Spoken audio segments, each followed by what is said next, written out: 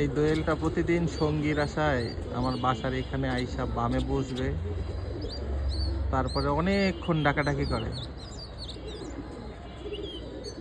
তখন ডাকতে ডাকতে নিরাশ হয়ে যায়, তখন পাখিটা আবার চলে যায়। প্রতিদিনই আসে, প্রতিদিন আইসা অনেকক্ষণ থাকে, ডাকাডাকি করে এই পাশ থেকে ওই পাশ, কিন্তু নতুন সঙ্গী এখনো জোটাইতে পারে নাই।